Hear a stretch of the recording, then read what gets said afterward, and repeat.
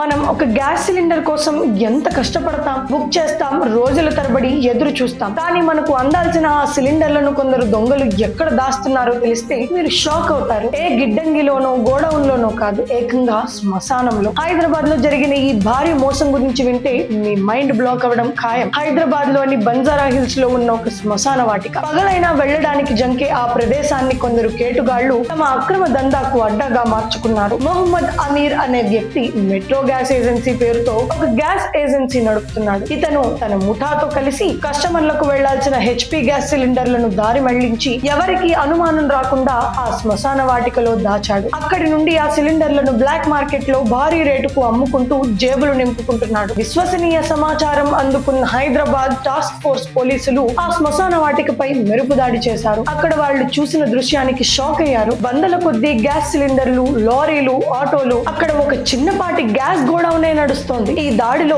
పోలీసులు మొత్తం 414 గ్యాస్ సిలిండర్లను స్వాధీనం చేసుకున్నారు. వాటి విలువ అక్షరాల 21,88,000 రూపాయలు. అంతేకాదు, గుట్టు చప్పుడు కాకుండా ఈ దందాకి వాడుతున్న డీసీఎంలు, బొలెరోలు లాంటి వాహనాలను కూడా పోలీసులు సీజ్ చేసి ప్రధాన నిందితుడు అమీర్ తో సహా 10 మందిని అరెస్ట్ చేశారు. మనుషుల అవసరాన్ని ఆసరాగా చేసుకుని చివరికి శ్మశానాన్ని కూడా వదలకుండా ఇలాంటి దందాలు చేస్తున్న ఈ కేటుగాళ్లకి ఎలాంటి శిక్ష పడితే బుద్ధి వస్తుందో కింద కామెంట్స్ లో చెప్పండి. ఈ షాకింగ్ న్యూస్ అందరికీ తెలిసేలా ఇలాంటి మోసాల పట్ల జాగ్రత్తగా ఉండటానికి ఈ వీడియోను అందరికీ షేర్ చేయండి. జై హింద్.